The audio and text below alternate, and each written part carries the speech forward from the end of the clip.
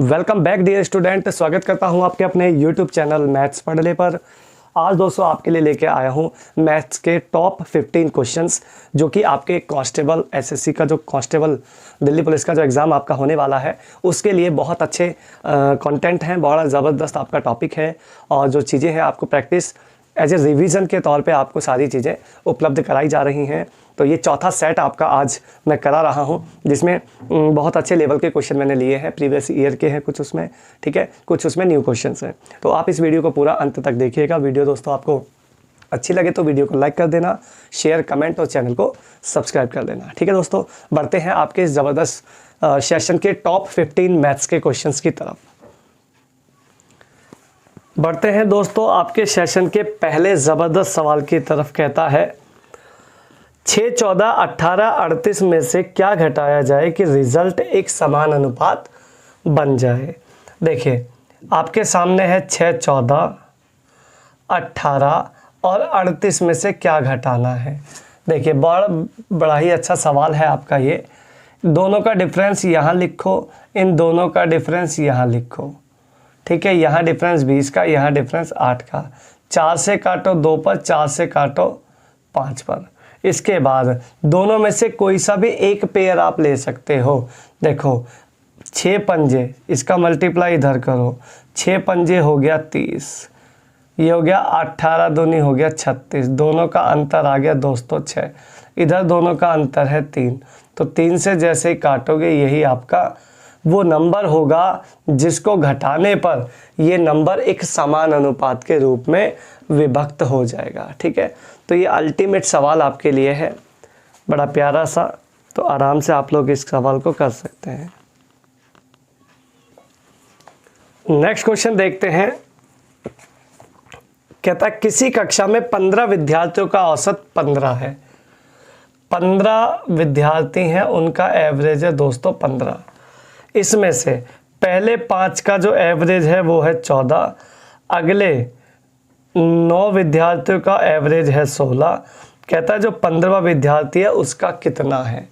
देखो भाई ये एवरेज से कितना कम है भाई 1, ये एवरेज से कितना ज़्यादा है 1। तो ये हो गया 5 एकम 5 और 9 एकम 9, 9 एकम 9। तो ये हो गया टोटल 5 का गैप आ गया, 5 का गैप आ गया तो सॉरी 4 का आ गया, 4 की कमी कर दो, 15 माइनस 4 आंसर आ जाएगा दोस्तों 11। जो आपका 15वां छात्र है वो आपका 11 वर्ष का है, यहीं से आपका आंसर मिल जाएगा। ठीक है, तो आपको मल्टीप्लाई करने की ज़रूरत नहीं है कि 15 गुणा 15, 14 गुणा 5, 16 गुणा 9, दोनों को जोड़ के उसमें से घटाने की कोई भी ज़रूरत नहीं है। बिल्कुल आसान और बिंदास सवाल है। नेक्स्ट क्वेश्चन देखते हैं। कहता है 5 व्यक्ति और 8 लड़के एक काम को 5 दिन में ख़त्म कर सकते हैं।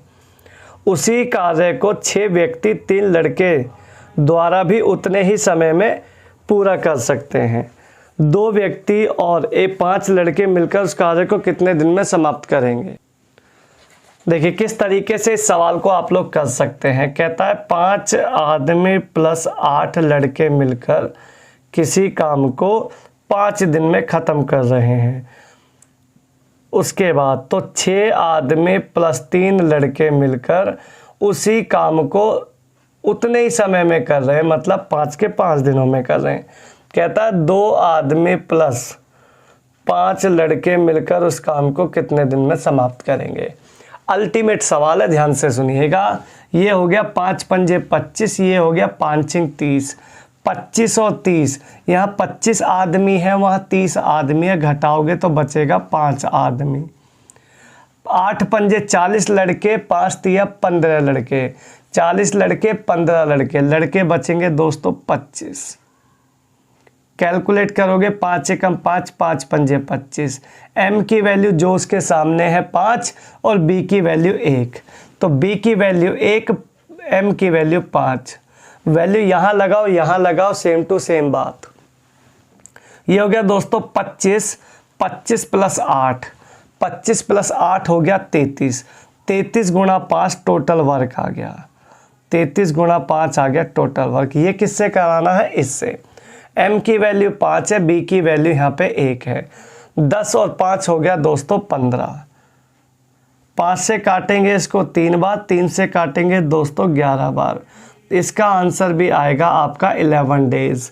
11 दिनों में काम समाप्त किया जा सकता है 2 आदमी 5 बच्चों के द्वारा। ठीक है भाई, तो ज़बरदस्त सवाल है। नेक्स्ट क्वेश्चन है दोस्तों 16 की पावर 0.16। 16 की पावर है दोस्तों 0.16 इंटू 2 की पावर है 0.36। अगर इसे सॉल्व किया जाता है तो इसको मैं लिख सकता हूं 2 की पावर 4। 2 की पावर 4 मतलब 16 चौके 64 हो जाएगा। इसको 2 की पावर अगर 4 लिखोगे तो 2 की पावर 4 इंटू हो जाएगा 16 इंटू 2 की पावर 36। ये आपका सेम टू सेम है। 16 चौके हो जाएगा दोस्तों 64, मतलब 2 पावर हो जाएगा 0.64 इंटू 2 पावर 0.36। बेस समान है, पावर ऐड कर दो, बीच में मल्टीप्लाई है। 0.64 प्लस 0.36 होता है 2 पावर 1। 2 पावर 1 बच्चा बच्चा जानता है 2 होता है। This is the final answer.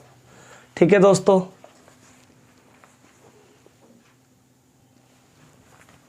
Next question है दोस्तों कुछ राशि साधारण ब्याज पर देने से 10 वर्षों में 2 गुनी हो जाती है। प्राप्त राशि उसी दर पर अगले 2 वर्षों के लिए कंपाउंडेड ब्याज देती है।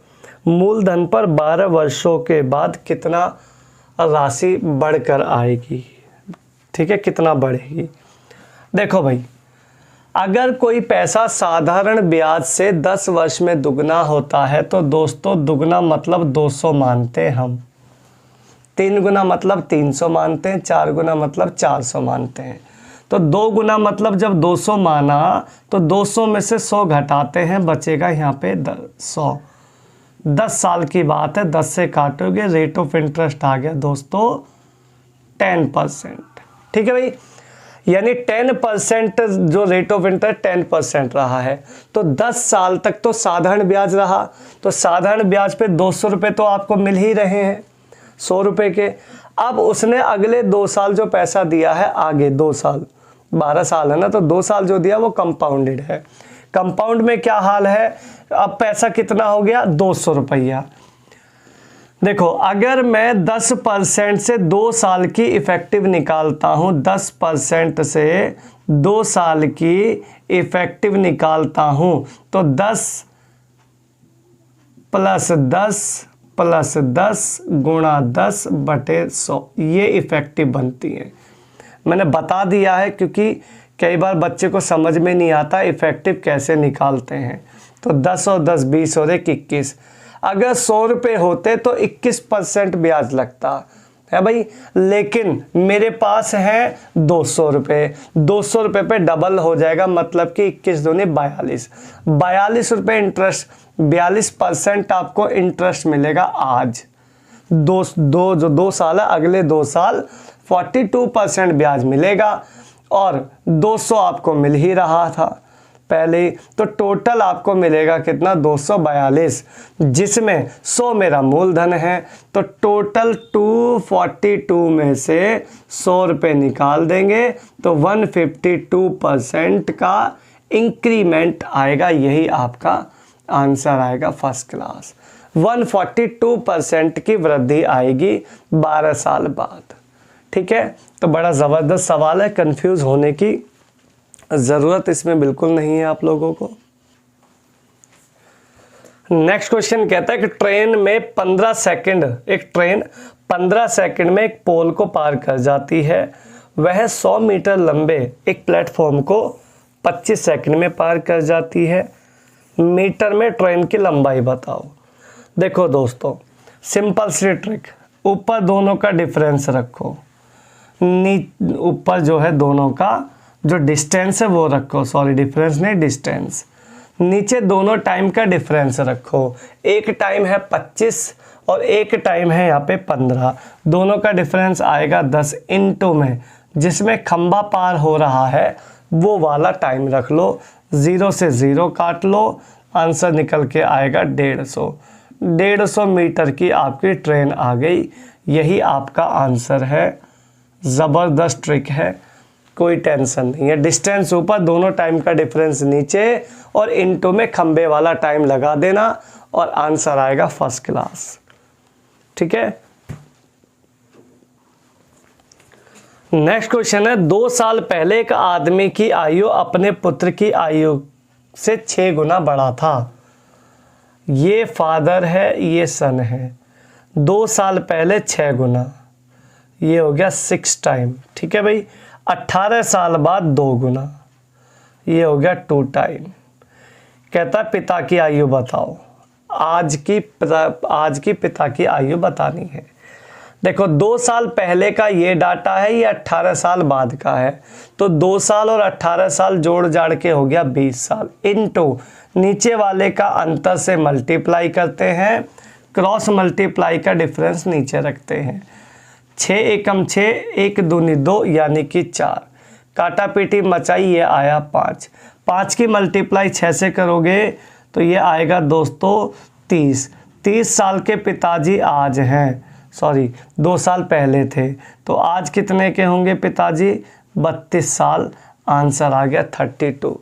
पिताजी आज 32 साल के हैं। क्वेश्चन कंप्लीट, खत्म। नेक्स्ट क्वेश्चन कहता है एक समचतुर्भुज, एक रोम्बस का एरिया 500 सेंटीमीटर स्क्वायर है और इसके एक डायगोनल की लंबाई 25 सेंटीमीटर है, दूसरे डायगोनल की लंबाई बताओ।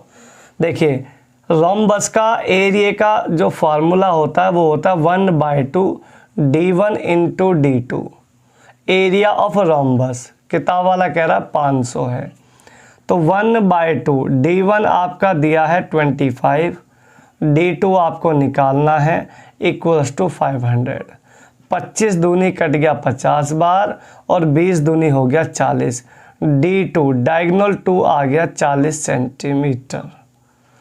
40 सेंटीमीटर आपका कंफर्म आंसर हो जाएगा। ऑप्शन नंबर सी की तरफ आप जा सकते हैं बड़े आराम से।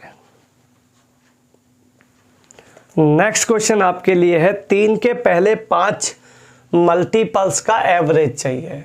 देखिए 3 का पहला मल्टीपल होता है खुद 3 और 5वां मल्टीपल होता है 15, दोनों को जोड़ के आधा करना है। 15 3 18 का आधा आ गया 9 ही आपका आंसर आ जाएगा फर्स्ट क्लास। ठीक है, 9 आपका करेक्ट ऑप्शन नंबर ए हो जाएगा। नेक्स्ट क्वेश्चन है एक बेईमान डीलर का कहना है कि वह क्रय मूल्य पर सामान को बेचता है परंतु 1 किलोग्राम की जगह 900 ग्राम का माल देता है, प्रॉफिट बताइए। देखिए सीपी पर बेचेगा तो नो प्रॉफिट नो लॉस होता है, लेकिन कम तोलेगा तो प्रॉफिट हो रहा है। तो 1000 ग्राम की जगह 900 ग्राम तोल रहा है, 100 ग्राम का प्रॉफिट ले रहा है 900 ग्राम तोलने के बाद। ये 2 0 से 2 0 कैंसिल आउट हो गई। 1/9 की परसेंटेज वैल्यू होती है 11 सही 1/9%। बहुत से बच्चों को डाउट आता है कि 1/9 कैसे बनता है। 1/9 को मल्टीप्लाई 100 कर लो तो ये चेंज हो जाता है ऑटोमेटिकली। ठीक है, तो इसमें कोई डाउट नहीं होना चाहिए। परसेंटेज वैल्यू आपको पता होनी चाहिए, याद होनी चाहिए। नेक्स्ट क्वेश्चन है एक खुदरा व्यापारी 15% की छूट पर एक सिलाई मशीन बेचता है और उसे 1955 रुपये में बेच देता है। इस प्रकार 15% का लाभ कमाता है। डिस्काउंट कितने रुपया है? देखो 1955 रुपये का बेचा है, 15% का प्रॉफिट हुआ है। सीपी निकालते हैं। 15% 3/20 होता है दोस्तों, प्रॉफिट हो गया तो 23/20। 23/20 23 से काटोगे तो 23 8 184 और 23 पंजे 115, 85 दूनी 170, यानी कि सीपी आ गया दोस्तों यहाँ पे 1700। सीपी निकल के आ गया 1700। 1700 का वो सामान आपने खरीदा था, है भाई, 1700 का खरीदा था। अच्छा, 1700 का खरीदा और 85% की छूट पर खरीदा था। अगर ये 85% के बराबर है 1700 तो चेक कर लो एमपी कितने का था। 85% मतलब कि 17/20 होता है। 15% डिस्काउंट मतलब 17 से कट गया 2000 रुपये, उस वस्तु का एमपी आ गया। 2000 एमपी है। 2000 का सामान आपने 1700 में ख़रीदा है। दोस्तों आपने डिस्काउंट लिया है 300 रुपये का। डिस्काउंट की वैल्यू आ गई 300 ओनली। 300 रुपये का डिस्काउंट आपने ले लिया है। नेक्स्ट क्वेश्चन है दोस्तों, 20 लोगों के एक समूह में 8 लोग हिंदी पढ़ते हैं, 11 लोग इंग्लिश पढ़ते हैं और 5 ऐसे लोग हैं जो कुछ भी नहीं पढ़ते। तो दोनों विषय पढ़ने वाले लोगों की संख्या आपने बतानी है, दोनों सब्जेक्ट। देखिए होता क्या है, ये आपका प्रोसेसर होता है, ये हिंदी होती है दोस्तों, ये इंग्लिश होती है। ये होते दोनों चीज़ें पढ़ने वाले। इसमें टोटल जो है 20 हैं। 20 में से 5 लोग ऐसे हैं ना हिंदी पढ़ते ना इंग्लिश पढ़ते, ठीक है। तो बचे कितने टोटल? 15। अब ये टोटल 15 करना है, 15 करना है। अब 15 में क्या हुआ, हिंदी वाले 8 होने चाहिए, ये वाला गोला 8 होना चाहिए, ये 11 होना चाहिए। तो 8 11 हो गया कितना? 8 और 11 अगर देखें तो 19 हो गया। 19 अगर हो गया तो 19 और ये 15 है, मतलब कि 4 लोग ऐसे आ गए जो दोनों चीज़ें पढ़ते हैं। अब देखो 4 अगर दोनों पढ़ते हैं तो हिंदी वाले 8 हो गए। देखो 4 और 4 8 हो गए। अगर ये 7 हैं, ये 11 हैं तो टोटल देखो हो गए 11। 7 और 4 11, 7 4 11, 4 15। 15 लोग ऐसे हो गए जो कुछ ना कुछ पढ़ते हैं हिंदी इंग्लिश में से, और 5 ऐसे हो गए जो कुछ नहीं पढ़ते। टोटल मिला के हो गए 20। तो बस यही आंसर है कि दोनों सब्जेक्ट कौन से लोग पढ़ते हैं, तो वो आंसर आएगा आपका केवल 4।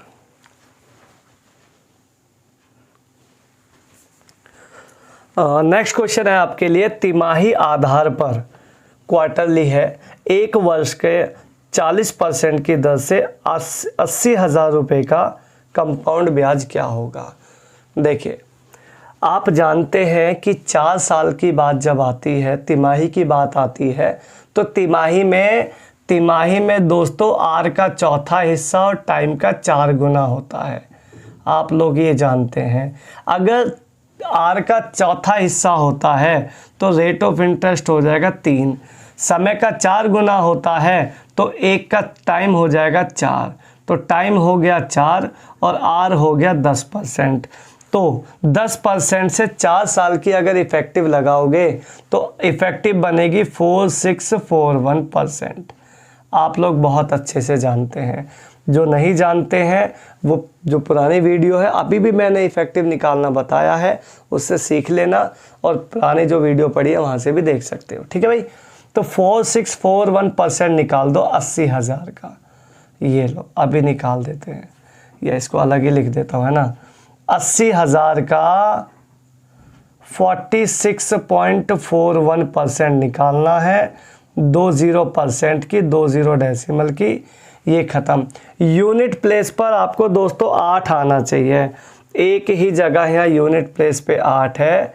आंसर आ गया 37,128 रुपया, ठीक है। विदाउट कैलकुलेशन का है ये जुगाड़, वरना तो तुम फंसे रहोगे, कुछ नहीं होने वाला।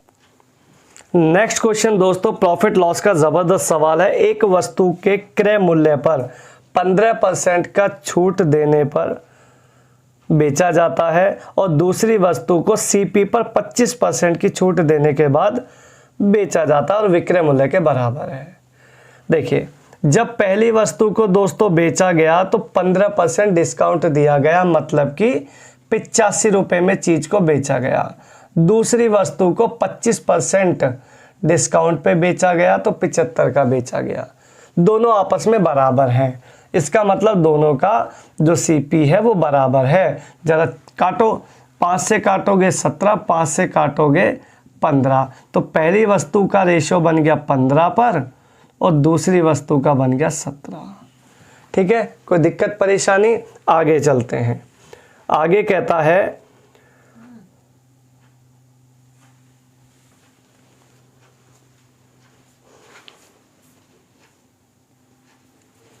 ठीक है, रेशो आ गया 15:17। कहता है दोनों का जो सीपी है वो 640 है, इसका सीपी दोनों का 640 है, मेरा दोनों का सीपी बनेगा 7 5 12 32।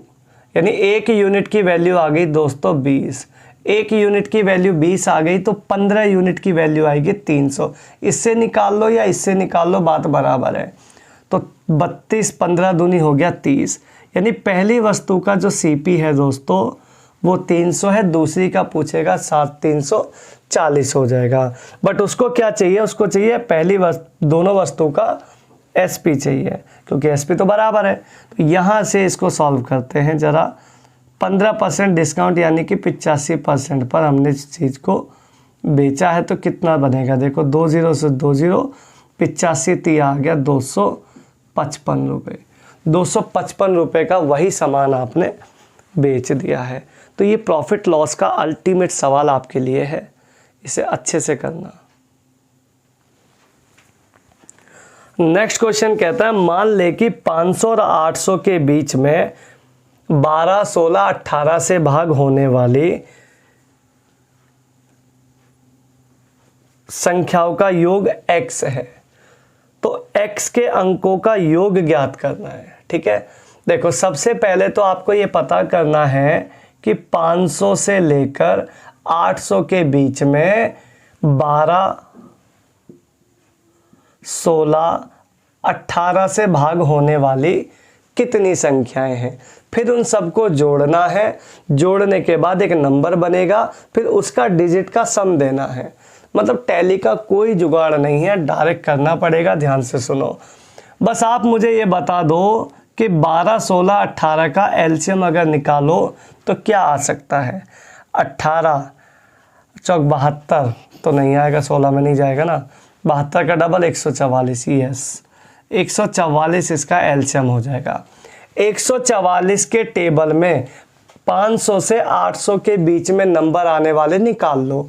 तो पहला नंबर आएगा 14 चौके 56 गुणा 4 करें अगर, है भाई, गुणा 4 करेंगे तो 14 चौके 56 और 57 पहला नंबर आ गया ये। दूसरा नंबर आएगा पंजे से गुणा करके, 144 का आधा होता है 720, 72 का 0 लगा लेंगे 720। 6 से करेंगे तो ये हो जाएगा 800, पार चला जाएगा। यानी दो ही नंबर ऐसे हैं जो 500 से 800 के बीच में है, 12 16 18 से डिवाइड होते हैं।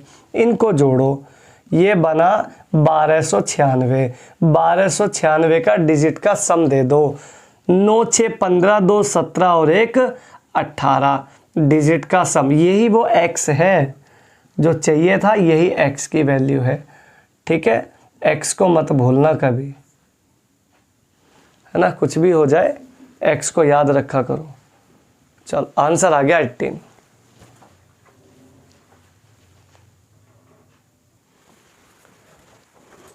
तो दोस्तों ये आपके दिल्ली पुलिस के लिए टॉप मोस्ट 15 मैथ्स के क्वेश्चन थे, जो कि आपका पूरा नंबर सिस्टम से लेकर एरिया वॉल्यूम तक का रिवीजन है। एक एक क्वेश्चन बहुत इंपॉर्टेंट है, सबको करके जाइएगा एग्जाम में, आपको बहुत हेल्प मिलने वाली है। ठीक है दोस्तों, तो आप जुड़े रहें ऐसे ही मेरे साथ। मिलेंगे आपको नेक्स्ट किसी वीडियो में, तब तक के लिए धन्यवाद। मस्त रहिए, स्वस्थ रहिए।